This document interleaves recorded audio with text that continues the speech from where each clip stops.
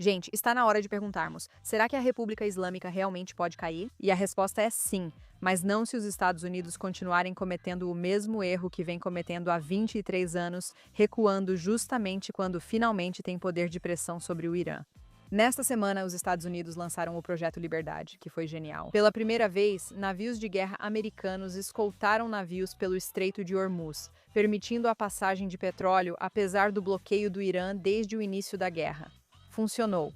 Os navios passaram e o Irã não conseguiu impedir. E combinado com o bloqueio naval que já estava estrangulando as exportações de petróleo do Irã, esse foi o momento em que a República Islâmica realmente estava ficando sem tempo. E ainda assim, 24 horas depois, Trump pausa a operação. Hoje vamos entender exatamente por que o Projeto Liberdade era tão perigoso para o Irã e por que, mais uma vez, quando estamos prestes a conseguir vantagem, nossa liderança recua. Bem-vindos ao programa Iracá na JNS TV. Vamos direto ao assunto. Quando Estados Unidos e Israel iniciaram a Operação Fúria Épica em 28 de fevereiro, o foco mundial foi nos ataques aéreos, bombardeiros, bombas anti-bunker e instalações nucleares, ou seja, na parte mais visível e dramática. Mas, silenciosamente, os Estados Unidos também estavam fazendo algo que não havia sido feito ao Irã nos últimos 40 anos de confronto. A Marinha dos Estados Unidos começou a bloquear os portos iranianos, bloqueios físicos. Além de sanções e cartas ameaçadoras, navios de guerra foram posicionados fora das águas do Irã, bloqueando a entrada e saída de embarcações.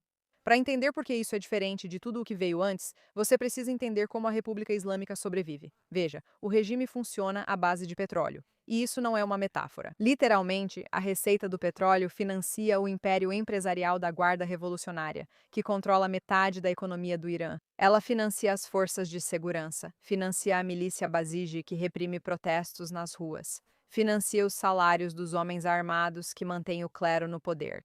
As sanções sempre tiveram limites. O Irã conseguia exportar petróleo via intermediários e vender com desconto para a China e Índia. Poderia usar empresas de fachada e portos aliados nos Emirados Árabes Unidos para manter o dinheiro circulando. Imperfeito, ruim para uma economia deles e doloroso, mas ainda dava para sobreviver. O regime deles tem sobrevivido a isso há anos. Um bloqueio naval é diferente, e não apenas em grau. Veja, ao lidar com grandes quantidades de petróleo físico, não é possível usar apenas empresas de fachada para movê-lo, principalmente diante de um contratorpedeiro lança-mísseis. O bloqueio formou uma barreira física entre o petróleo iraniano e o mundo. Os dados das semanas seguintes foram impressionantes. O Irã tinha 184 milhões de barris de petróleo parados em navios-tanque, sem destino. Pense só nesse acúmulo físico. 60 milhões desses barris estavam fisicamente presos dentro do Golfo Pérsico. Outros 124 milhões estavam ancorados perto da China. Os compradores queriam o petróleo, mas tinham medo demais das sanções secundárias dos Estados Unidos para sequer mexer com esse petróleo. Esse bloqueio, sim, estava drenando do Irã cerca de 400 a 500 milhões de dólares todos os dias. E isso, por si só, já é algo bem significativo. Mas tem algo muito mais significativo acontecendo. Veja, o armazenamento de petróleo do Irã, tanto no mar quanto em navios-tanque flutuantes, estava chegando a 100% da capacidade. Quando cheio, o Irã teria que fechar os poços de petróleo ativos, algo que parece técnico, mas na verdade é meio catastrófico. Veja por que isso é relevante. Para o tipo de campos de petróleo maduros que o Irã opera, fechar um poço não é simplesmente apertar o botão de pausa no que está acontecendo. A pressão subterrânea que faz o petróleo subir, acumulada por milhões de anos, se dissipa ao fechar o poço e pode nunca voltar. O Irã está enfrentando uma perda permanente de 300 a 500 mil barris por dia de capacidade de produção se esse bloqueio continuar. Isso não é um trimestre ruim ou uma perda de alguns centenas de bilhões de dólares. São de 9 a 15 bilhões de dólares em receita anual que se perdem para sempre, independentemente de um acordo ser assinado ou não. Os analistas, aliás, estimam o prazo entre 15 a 60 dias, o que significa que, se esse bloqueio continuar por mais 15 a 60 dias, eles perderiam sua capacidade de petróleo, a capacidade de petróleo que lhes dá a possibilidade de contratar os homens armados da República Islâmica, que mantém o povo iraniano sob controle. O petróleo que financia muito mais coisas. Porque esse dinheiro não estava indo apenas para os homens armados. O regime não sobrevive apenas porque os iranianos os amam. Ele sobrevive porque o aparato de segurança é pago. Os comandantes da Guarda Revolucionária têm impérios econômicos. Os soldados comuns têm salários. Os milicianos sitiados recebem estipêndios. É assim que eles mantêm esses homens sob controle. Eles tornam lucrativo integrar o regime islâmico e quase inviável seguir outros caminhos. Agora, porém, esse dinheiro está sumindo. Relatos indicam que unidades do exército estão há meses sem receber, mas a Guarda Revolucionária prioriza o próprio pagamento. Os soldados regulares, na base da cadeia de lealdade. Uma autoridade da inteligência israelense afirmou em reportagens desta semana que, se o bloqueio persistir, a República Islâmica não sobreviverá até 2026, que falta apenas 8 meses. Pela primeira vez em 46 anos, o tempo não está correndo apenas contra o Ocidente. Está correndo contra Teherã. Em 4 de maio, Trump anunciou o Projeto Liberdade. A missão declarada era usar as Forças Armadas dos Estados Unidos para escoltar navios comerciais pelo Estreito de Hormuz, que o Irã bloqueia em certa medida desde o início da guerra. 20.000 marinheiros de 87 países estão presos em navios dentro do Golfo Pérsico. O tráfego marítimo caiu para 5% dos níveis anteriores à guerra. Os preços da gasolina nos Estados Unidos às vezes passam de $6 por galão. Infelizmente, porém, escoltar navios pelo estreito parece simples, mas não é, porque o Estreito de Hormuz, como você provavelmente já sabe, é uma rota marítima muito estreita. As rotas marítimas reais, os canais com profundidade suficiente para os petroleiros, têm cerca de 3 quilômetros de largura em cada direção. Isso é extremamente apertado. O Irã passou anos instalando baterias de mísseis, esquadrões de barcos de ataque rápido, pontos de lançamento de drones e minas nas margens para ameaçar tudo que passa por esses 3 quilômetros. Como escoltar um navio ali? Você não pode simplesmente colocar um destroyer ao lado dele, como um guarda-costas escoltando alguém por uma multidão. A geometria simplesmente não funciona. Não há espaço para manobras, e um destroyer ao lado de um petroleiro em um canal de 3 quilômetros vira alvo fácil. O ideal é criar um guarda-chuva defensivo, posicionando os destroyers próximos. Aviões de combate patrulham acima, fornecendo cobertura constante. Helicópteros dos convéses dos navios fornecem apoio e vigilância, voando à frente para identificar visualmente qualquer coisa que se aproxime. Drones monitoram as margens em busca de lançamentos. Quando o Irã dispara um míssil, drone ou barco de ataque rápido contra uma embarcação comercial, o sistema intercepta antes que atinja o alvo. Você também tem o problema das minas e a tentativa de removê-las. O navio comercial não precisa de proteção militar a bordo, pois conta com escolta ao redor, acima e à frente, seguindo o modelo de comboio. A Marinha dos Estados Unidos usou abordagem semelhante na Segunda Guerra para proteger navios no Atlântico de submarinos alemães. O princípio é simples. Para atingir o navio mercante, é preciso antes passar pelos navios de guerra. Para que esse escudo funcione, são necessárias bases, já que os caças precisam de onde decolar e pousar. Aviões de reabastecimento precisam de base para operar. O Estreito de Hormuz é cercado por países como Arábia Saudita, Kuwait, Jordânia, Omã, Catar, e os Estados Unidos têm relações militares com todos eles. Mas, e esse é o grande porém, sem acesso a essas bases, as aeronaves não conseguem chegar ao estreito a tempo de serem úteis. O guarda-chuva então desmorona. Isso é fundamental para o que ocorreu depois, pois a mídia sugere que Trump apenas se retirou, mas é mais complexo. A operação foi real e imediata. Foram mobilizados mais de 12 navios de guerra, 15.000 militares e mais de 100 aeronaves em terra e no mar. 2 destroyers, o USS Truxtun e o USS Mason, atravessaram o estreito. O Irã disparou mísseis, drones e enviou barcos de ataque rápido, mas os destroyers continuaram avançando. Toda a ameaça foi interceptada ou dissuadida. 2 navios comerciais americanos passaram. Um navio de Musk veio depois. Funcionou. Pete Hegseth estava no púlpito do Pentágono e disse: "O Irã não tem controle do estreito." E ele estava certo por cerca de 24 horas. Apesar do nome, o Projeto Liberdade não era só uma operação humanitária. Se continuasse, teria tornado permanente a pressão unilateral do bloqueio. Considere o impacto de um projeto Liberdade sustentado. O estreito aberto ao transporte marítimo global, portos iranianos bloqueados pela Marinha dos Estados Unidos, petróleo de outros países fluindo livremente, enquanto o do Irã ficaria parado. Não é apenas um impasse econômico de 2 dias em que ambos os lados estão lutando. Isso é um desgaste unilateral, focado direta e exclusivamente em esgotar o Irã. Estados do Golfo seguem vendendo petróleo pelo estreito, a Ásia recebe energia, Trump vê o preço da gasolina cair e tanques do Irã se enchem. Seus poços fecham e a Guarda Revolucionária deixa de pagar salários, então as pessoas não recebem e ficam irritadas. O que significa por si só, talvez a República Islâmica possa cair. O Projeto Liberdade não era apenas uma missão de escolta, era o que teria tornado o bloqueio decisivo. E então, ele parou. Trump afirmou que pausou o Projeto Liberdade por avanços em um acordo com o Irã, mas isso não ocorreu. Trump anunciou o Projeto Liberdade sem coordenar primeiro com os países do Golfo. A Arábia Saudita soube do anúncio como todo mundo. A Arábia Saudita, que abriga a base aérea Príncipe Sultão e controla o espaço aéreo necessário para operações dos Estados Unidos na região, ficou furiosa. Mas não porque apoiem o Irã de alguma forma, e sim porque tinham medo do que o Irã faria com eles em retaliação por uma operação na qual não tiveram voz. Os estados do Golfo possuem oleodutos e terminais de petróleo, localizados próximos às baterias de mísseis iranianas.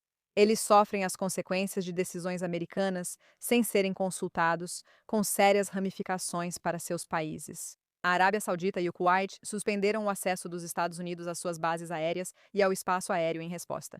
Sem as bases na Arábia Saudita e Kuwait, as aeronaves que protegiam o Projeto Liberdade, caças, aviões-tanque e de apoio, ficaram sem onde operar. Não havia rota alternativa.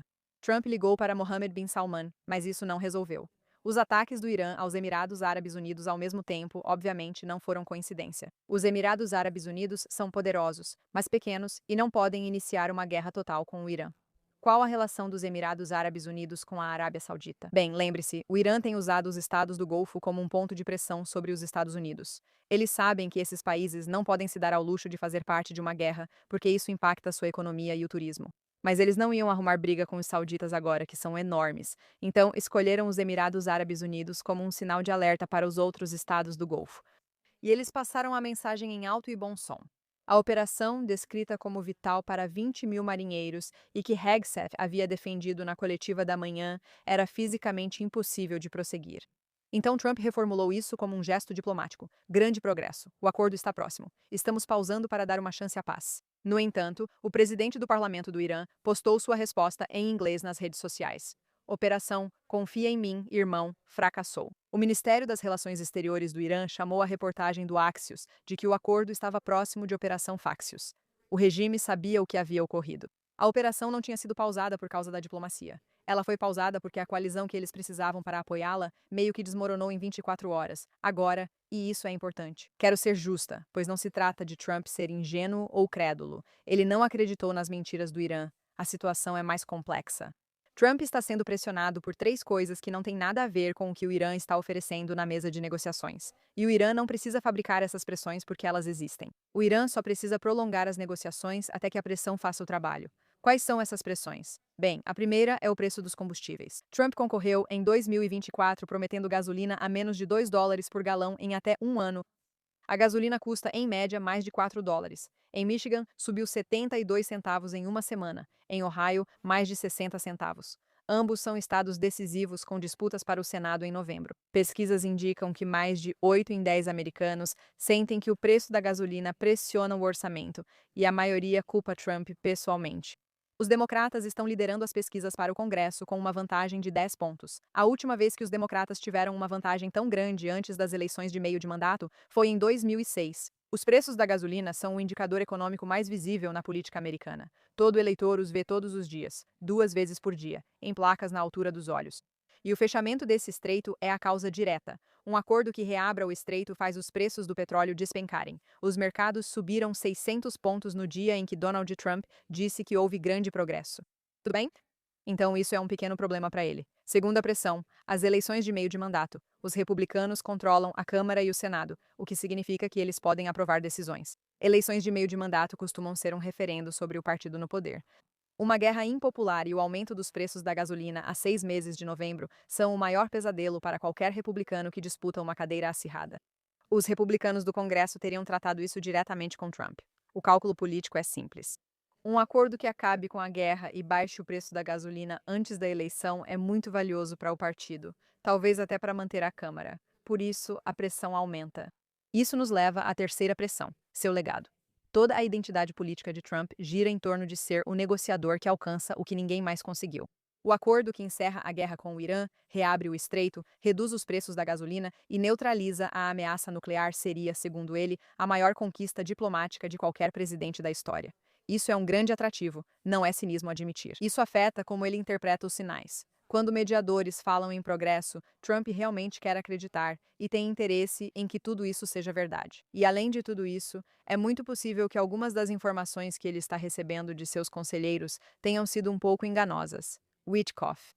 Mas, meus amigos, nem tudo está perdido, porque vamos ver o que o Irã está fazendo agora. Está sinalizando abertura para um acordo. Mensagens sendo transmitidas por mediadores paquistaneses, um quadro de 14 pontos está em discussão. O Irã está analisando as propostas. Há progresso. Enquanto isso, as linhas vermelhas do Irã não se moveram nem um centímetro. O enriquecimento não é negociável e o estoque permanece no país. A Guarda Revolucionária Iraniana acabou de anunciar novos protocolos de pedágio para navios no estreito, o que significa que o Irã está tratando a via navegável como seu próprio território soberano. A presidente do parlamento iraniano ironiza a diplomacia americana nas redes sociais. Embora mediadores falem em progresso, tudo é besteira. O Irã desafia abertamente. Ambas ocorrem ao mesmo tempo e não se contradizem, pois uma é para o público ocidental e a outra para o interno. Esse é o truque. É exatamente isso que o Irã quer. Veja, o Irã tem uma estratégia muito simples de se retirar e adiar as negociações para ganhar tempo para si mesmo. Mas isso é interessante, pois agora o tempo pode não favorecê-los se esses bloqueios persistirem. Por isso, aumentam a pressão e sobem a aposta com Trump para que desista de tudo e assine um acordo. Existe um roteiro de como o Irã tenta impor seus acordos, e tem sido o mesmo nos últimos 25 anos. Talvez a gente faça um episódio sobre isso. Conte pra gente nos comentários abaixo se você gostaria que fizéssemos. Mas o Irã não tem realmente interesse em negociar um acordo. Eles querem tirar o máximo possível disso para poder continuar desenvolvendo suas capacidades nucleares, conseguir a remoção das sanções, etc, etc, e seguir se consolidando como entidade terrorista. Os Estados Unidos, claro, não querem isso. No geral, vemos muitas complicações nessa área. Agora, é possível que tudo isso, todo esse medo de que talvez Trump esteja recuando, seja apenas para permitir outro ataque sem precedentes de Trump e Netanyahu ao Irã quando eles não estiverem esperando? Sim, é muito possível. Essas negociações não são para valer. As linhas vermelhas do Irã não mudaram e tudo sempre volta ao enriquecimento. Eles não querem abrir mão do urânio, exatamente o que os Estados Unidos precisam. Agora, resta ver quem cede primeiro. Os mediadores estão anunciando progresso e o Irã está anunciando resistência, e as duas coisas estão acontecendo ao mesmo tempo e são totalmente contraditórias. Mas por quê? Uma é para o público ocidental e a outra está ligada ao plano da República Islâmica, pois esse é o truque. É exatamente assim que foi em 2003, exatamente como foi em 2013, exatamente como foi em 2021 todas as negociações anteriores. Eles não precisam que as conversas tenham sucesso. Eles só precisam que dure o bastante. Mas, pela primeira vez, o Irã realmente precisa que isso aconteça um pouco mais rápido, porque aqueles tanques de armazenamento de petróleo não vão se encher novamente. Esses poços precisam de uma solução para não serem fechados. Para o bloqueio, é uma prioridade enorme suspender, como parte de um acordo, o bloqueio, a primeira arma em 46 anos a realmente causar danos irreversíveis, antes que o dano se torne permanente. Se um acordo for assinado, o bloqueio acaba, o petróleo volta a circular e a Guarda Revolucionária Islâmica retoma sua receita. Os poços seguem abertos e o prejuízo anual de 9 a 15 bilhões de dólares é evitado. O Irã dispensa um grande acordo. O bloqueio deve ser suspenso antes dos tanques encherem. Eu te disse que essa seria uma conversa honesta, então aqui está. O caso desta vez é um pouco diferente do que vimos no passado. O bloqueio não era sanção e é incontornável, causando danos físicos, possivelmente permanentes, à infraestrutura de energia do Irã, que não se recuperam com um acordo. Os grupos aliados do Irã sumiram. Hezbollah enfraqueceu. Hamas foi dizimado. Houthis são só uma sombra. O Irã está genuinamente sozinho, de uma forma que não acontecia desde os anos 1980. A comunidade de inteligência israelense, que conhece o regime melhor do que quase qualquer um, está dizendo que a equação mudou. Esse truque sempre funcionou antes, o truque de prolongar as negociações pelo maior tempo possível, porque o Irã conseguia sobreviver à pressão e resistir mais do que à vontade política do outro lado. Pela primeira vez, analisa-se seriamente que o Irã pode não suportar essa pressão por tempo suficiente para resistir. E é por isso que a complicação com a Arábia Saudita é tão grave. E exatamente por isso, o Irã também atacou os estados do Golfo, além de Israel, porque eles sabiam que esses estados do Golfo são o que poderia realmente fazê-los sobreviver. O Irã já superou situações que diziam ser impossíveis. Sobreviveu à guerra Irã-Iraque, que matou centenas de milhares, e ao Movimento Verde, que levou milhões às ruas. Os protestos de Mahsa Amini, uma das maiores revoltas do país, mataram centenas de manifestantes. O regime sobreviveu porque sabe isolar seu aparato de segurança do sofrimento da população, mas só consegue isso com dinheiro. e o bloqueio só é decisivo se for mantido. Manter isso exige vontade política. Vontade política em uma democracia é sempre finita. Preços da gasolina, eleições de meio de mandato, presidente que quer fechar o acordo do seu legado e negociadores possivelmente despreparados não são detalhes menores. O Irã sabe manipular esses fatores. Devemos ficar atentos a isso. Fique atento à divulgação dos estoques de petróleo. Quando atingirem a capacidade máxima, inicia-se a fase reversível e a urgência do Irã será clara. Verifique se o Project Freedom será reiniciado. Arábia Saudita e Kuwait teriam restaurado o acesso às bases dos Estados Unidos. Se a operação retornar e os estados do Golfo forem consultados, a pressão unilateral pode voltar. Atente-se ao que o Irã realmente oferece, não ao que os mediadores dizem sobre o clima. Se o enriquecimento seguir inegociável, o estoque iraniano ficar e a Guarda Revolucionária continuar anunciando novas regras para o estreito, não haverá acordo próximo. Eles só estão fazendo o truque funcionar de novo. Fique atento ao relógio, pois, pela primeira vez em 23 anos, o relógio não corre só contra o Ocidente. A questão é se todos vão aguentar firmes por tempo suficiente para deixá-lo correr. Quero deixar isso para vocês. Não é só uma história de mocinhos e vilões de forma simples. É uma história sobre um regime que é extraordinariamente bom em uma coisa: sobreviver. E sobre um grupo de governos democráticos que tem uma desvantagem estrutural justamente na única coisa que poderia detê-lo. Paciência, pois eles têm eleições de meio de mandato para ganhar. O Irã não é burro e faz exatamente o que sempre fez, com a precisão de 46 anos de prática. Ao entender isso, você deixa de se surpreender com as manchetes e passa a lê-las diferente. Irã sugere acordo. A pressão aumenta. Mediadores relatam progresso. A manobra está em curso. Trump está otimista. Um acordo pode sair em poucos dias. O tempo é crucial. O padrão pode mudar.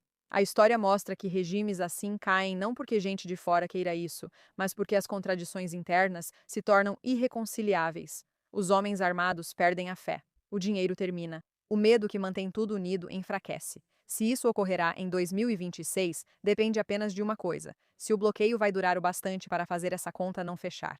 Se os países ocidentais pararem de esperar que o Irã seja razoável e lidarem com a realidade, sem ceder ou desistir. Israel e os Estados Unidos mostraram-se certos nos últimos meses, surpreendendo e desestabilizando o Irã quando ninguém esperava.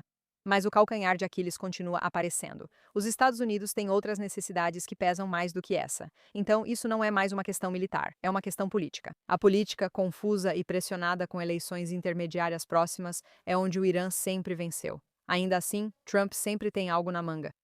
Será que isso é uma artimanha para o golpe final contra eles? Preste atenção, este é o momento de resumir tudo o que dissemos. Veja o que está acontecendo.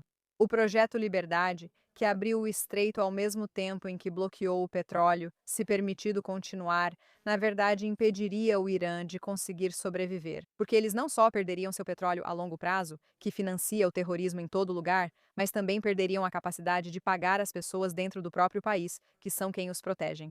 E isso permite que o povo do Irã lute contra a República Islâmica. Então, voltando à pergunta com a qual começamos, a República Islâmica pode realmente cair? Sim, com certeza.